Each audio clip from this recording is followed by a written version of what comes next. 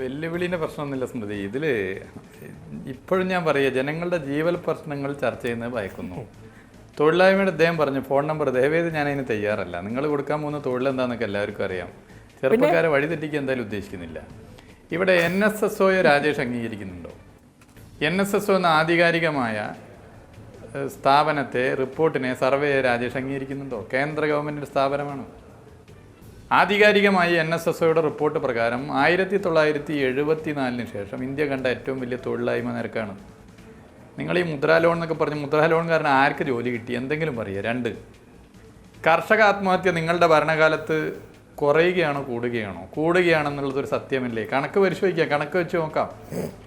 3, ഇപ്പം ഈ വിവാദ പ്രസ്താവന നടത്തിയ ശ്രീധരൻപിള്ള 50 രൂപ പെട്രോളിന് വിലയായി കുറക്കുമെന്ന് നിങ്ങളുടെ വാഗ്ദാനത്തെക്കുറിച്ച് പറഞ്ഞത്, അത് പ്രകടന പത്രികയെ പറഞ്ഞില്ല. പ്രകടന പത്രികയിൽ തെരഞ്ഞെടുപ്പിൽ എന്തൊക്കെ പറയുന്നു?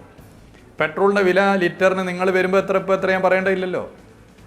അപ്പോൾ ഇതൊക്കെ ചർച്ച ചെയ്യുന്നതിന് പകരം നിങ്ങൾ ഉദ്ദേശിക്കുന്ന കാര്യം ചർച്ച ചെയ്യാൻ തൽക്കാലം സൗകര്യമില്ല. ഇതൊക്കെ ചർച്ച ചെയ്ത് പോകാൻ. 2ാമത്തെ പ്രശ്നം, ഇവിടെ BJP പ്രയാസം അനുഭവിക്കുന്നു എന്ന് കണ്ടപ്പോൾ ഒരു തളർച്ച വരുമ്പോൾ ഉപ്പിട്ട സോഡ കൊടുക്കുന്നത് പോലെ കോൺഗ്രസ് ചാടി വീണ് ഇവിടെ സോഡ കൊടുക്കുന്നത് കണ്ടു.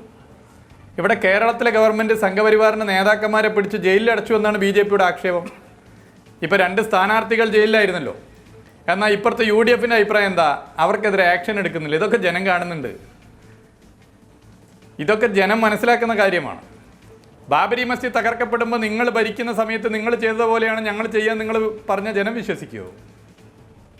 ജനം വിശ്വസിക്കില്ല. അത് ഗൗരി ലങ്കേഷിനെ കൊലപ്പെടുത്തി എൻ്റെ ഘാതകരെ അറസ്റ്റ് ചെയ്യാതിരിക്കുമ്പോൾ കർണാടക നിങ്ങൾ ഭരിച്ചതുപോലെയാണ് ഞങ്ങൾ ഭരിക്കുക എന്ന് പറഞ്ഞാൽ ജനം വിശ്വസിക്കുമോ? വിശ്വസിക്കില്ല. ദേശീയ സുരക്ഷാ നിയമപ്രകാരം കന്നുകാലി കച്ചവടം നടത്തുന്നത് ദേശവിരുദ്ധ പ്രവർത്തനമാണെന്ന് പറഞ്ഞ് BJPക്കാർ 15 കൊല്ലം മധ്യപ്രദേശിലെ പാവപ്പെട്ട മുസ്ലിം ചെറുപ്പക്കാരെ കരുതൽ തടങ്കൽ അടച്ചതുപോലെ നിങ്ങളുടെ നേതാവ് കമൽനാഥ് മധ്യപ്രദേശ് സത്യപ്രതിജ്ഞ ചെയ്ത് മുഖ്യമന്ത്രിയെ ഉടനെ തന്നെ 5 മുസ്ലിം ചെറുപ്പക്കാരെ അറസ്റ്റ് ചെയ്ത് ജയിലിലടച്ചത് മനസ്സിലാക്കുന്ന ജനം നിങ്ങളെ തിരിച്ചറിയില്ലേ? അപ്പോൾ BJPക്ക് ഒരു ക്ഷീണം വരുമ്പോൾ, BJP ക്ഷീണിക്കുമ്പോൾ ഉപ്പിട്ട സോഡ കൊടുക്കുന്ന പണി ദയവ് ചെയ്ത് കോൺഗ്രസ് എടുക്കരുത്. BJPയെ ഇവിടെ ഈ നടത്തിയ പ്രസംഗത്തെ ഒരുമിച്ച് എതിർക്കേണ്ടതാണ്.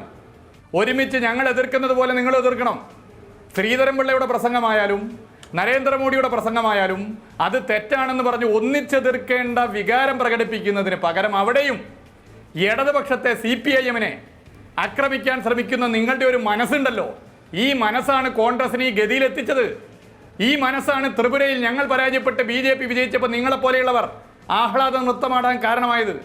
ഈ മനസ്സാണ് കുറെ കാര്യങ്ങൾ പറഞ്ഞു പോകാൻ സാധിക്കും പക്ഷേ ജനം പ്രതീക്ഷിക്കുന്നത്. റിയാസ്, പക്ഷേ ചോദ്യത്തിന് കൃത്യമായ മറുപടി പറഞ്ഞു പോവുക എന്നതാണല്ലോ ഏറ്റവും പ്രധാനം.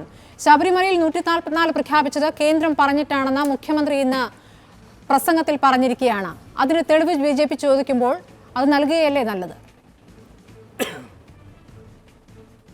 അത് കേന്ദ്ര ഗവൺമെന്റ് ആണല്ലോ പറയേണ്ടത്.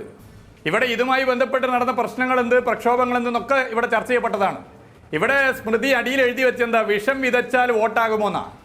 വിഷം വിതച്ചാൽ വോട്ടാകില്ല. വിഷം വിതക്കുന്ന പണി BJP എടുക്കരുത്. BJP അജണ്ട വഴിമാറ്റാൻ വിഷം വിതക്കാൻ വേണ്ടി മതവർഗീയതയും ഭരണഘടനാ വിരുദ്ധ പ്രസ്താവനയും നടത്തും. അതിൻ്റെ പിന്നാലെ ചർച്ചയ്ക്ക് പോകാൻ ഞാനും തയ്യാറാവരുത്. ഇവിടെ പ്രശ്നം ശ്രീധരൻപിള്ള അറിയാതെ പറഞ്ഞതല്ല. ഇവിടെ പ്രശ്നം ശ്രീധരൻപിള്ള ബോധപൂർവം പറഞ്ഞതാണ്. ഇവിടെ പ്രശ്നം BJPയുടെ സംസ്ഥാന പ്രസിഡന്റ് വിഷം വിതച്ചതാണ്. BJPയുടെ സംസ്ഥാന പ്രസിഡന്റ് വിഷം വിതക്കാൻ കാരണം BJPക്ക് വേറെയൊന്നും പറയാനില്ല. ഇവരെന്തായിരുന്നു അഴിമതിക്കെതിരെ പ്രസംഗിച്ചത്? ഇവർ അഴിമതിക്കെതിരെ നാട് മുഴുവൻ നടന്ന് പ്രസംഗിച്ചവർ റഫേൽ അഴിമതി വന്നപ്പോൾ തലയിൽ മുണ്ടിട്ടടക്കല്ലായിരുന്നു? ആരെങ്കിലും ചാനൽ ചർച്ചയിൽ വന്നിരുന്നോ? ചാനൽ ചർച്ചയിൽ വന്ന് നിലപാട് പറയാൻ തയ്യാറായോ? ഈ രാജ്യത്തിൻ്റെ സൈനികരെ കുറിച്ച് വലിയ രീതിയിൽ പ്രസംഗിക്കുമ്പോൾ, ഈ രാജ്യത്തിൻ്റെ പ്രതിരോധ മേഖലയെ തകർക്കുന്ന, ഈ രാജ്യത്തിൻ്റെ എയർഫോഴ്സ് മുന്നോട്ട് വെച്ച നിർദ്ദേശങ്ങൾ തള്ളി, വിമാനത്തിൻ്റെ എണ്ണം കുറച്ച്, വിമാനത്തിൻ്റെ തുക വർദ്ധിപ്പിച്ച്, 70 കൊല്ലത്തെ പാരമ്പര്യമുള്ള പൊതുമേഖലാ സ്ഥാപനമായ HAL ഒഴിവാക്കി, ഇവരുടെ സ്വന്തക്കാർക്ക് ഒരു നട്ടും ബോൾട്ടും പോലും വിമാനമുണ്ടാക്കാനുള്ള നട്ടും ബോൾട്ടും പോലും ഉണ്ടാക്കി പരിചയമില്ലാത്തവർക്ക് ഇതിന്റെ കരാറ് കൊടുത്ത അഴിമതി ഇന്ന് അങ്ങാടിപ്പാട്ടായപ്പോ അതിനെക്കുറിച്ച് പ്രതികരിച്ചോ? ദയവ് ചെയ്ത് ഒരു പ്രസംഗത്തിന്റെ രീതിയിലേക്ക് പോകരുത് റിയാസ്. നമുക്ക് ഈ ചോദ്യങ്ങൾക്ക് ഉത്തരം പറഞ്ഞു പോകാം. അതല്ലേ കുറച്ചുകൂടി ചർച്ചയ്ക്ക് നല്ലത്. റിയാസ് ദയവ് ചെയ്ത് സഹകരിക്കണം. റിയാസ് ദയവ് ചെയ്ത് സഹകരിക്കണം.